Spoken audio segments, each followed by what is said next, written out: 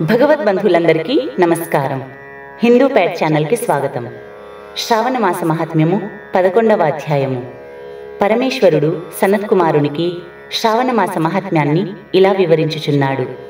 ఓ ద్విజోత్తమ, శ్రావణ మాసంలోని పాడ్యమి తిథి సోమవారయుక్తమైతే ఆ రోజు నుండి మొదలు 5 సోమవారాలు రోటక వ్రతం చేయాలి.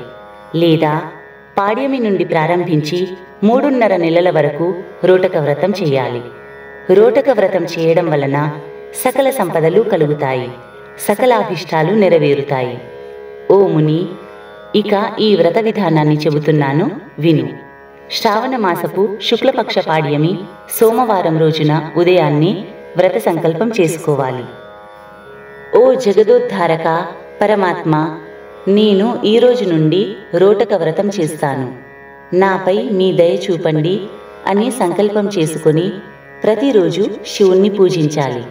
ఫలపుష్పాదులతో బిల్వపత్రాలతో శివుణ్ణి పూజించి నైవేద్యంగా రోటకాలు సమర్పించాలి. 5 రోటకాలు చేసి 1 రోటకం శివునికి, 2 రోటకాలు బ్రాహ్మణునికి సమర్పించిన పిదప తాను 2 రోటకాలు భుజించాలి. సప్త సముద్ర సమేతంగా భూమిని దానం చేయడం వలన ఎంత పుణ్యఫలం కలుగుతుందో, ఈ రోటక వ్రతం విధి విధానంగా చేయడం వలన కూడా అంత పుణ్యఫలం కలుగుతుంది.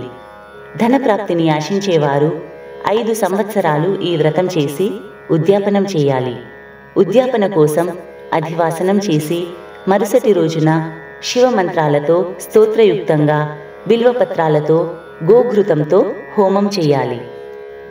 ఉద్యాపన కోసం 2 బంగారు రోటకాలను చేయించి బ్రాహ్మణునికి సమర్పించుకోవాలి. ఈ విధంగా వ్రతం చేయడం వలన సకల అభిష్టాలు నెరవేరుతాయి. ఓ సువ్రత, ఇక నీకు ద్వితీయ రోజున చేసే శుభకరమైన వ్రతం గురించి చెబుతాను, విను. శ్రావణ మాసపు ద్వితీయ రోజున ఔదుంబర వ్రతం చేయాలి.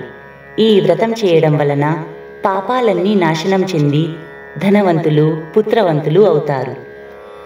శ్రావణ మాసపు శుభ ద్వితీయ తిథి రోజున ఉదయాన్నే ఈ వ్రత సంకల్పం చేసుకుని విధి విధానంగా ఈ వ్రతాన్ని చేయాలి. ఈ వ్రతాన్ని చేసే స్త్రీ పురుషుల సకల అభిష్టాలు నెరవేరుతాయి. ఈ వ్రతంలో ఔదుంబర వృక్షాన్ని పూజించాలి. సాక్షాత్తు ఔదుంబర వృక్షాన్ని లేదా ఒక గోడపై ఔదుంబర వృక్షాన్ని చిత్రీకరించి 4 నామమంత్రాలతో పూజించాలి. ఓ ఔదుంబర, నీకు నమస్కారము. ఓ హేమపుష్పక, నీకు నమస్కారము. ఫలయుక్తమైన ఔదుంబర, నీకు నమస్కారము అని ఈ విధంగా అర్చించి శివుణ్ణి మరియు శుక్రుణ్ణి పూజించాలి. 11 మేడిపళ్ళ 3 భాగాలు చేసి మొదటి 11 మేడిపళ్ళు దేవతలకు, తరువాత 11 మేడిపళ్ళు బ్రాహ్మణులకు సమర్పించిన తరువాత 11 మేడి ఫలాలను తాను భుజించాలి. ఈ రోజున మేడిపళ్ళు తప్ప ఇతర ఆహారం తీసుకోకూడదు. రాత్రంతా శివుణ్ణి శుక్రుణ్ణి అర్చిస్తూ జాగరణ చెయ్యాలి. ఈ విధంగా 11 సంవత్సరాలు ఈ వ్రతాన్ని చెయ్యాలి. 11వ ఏట ఉద్యాపనం చెయ్యాలి. ఉద్యాపనలో విధి విధానంగా బ్రాహ్మణులకు భోజనం సమర్పించి దక్షిణ తాంబూలాలు సమర్పించుకోవాలి.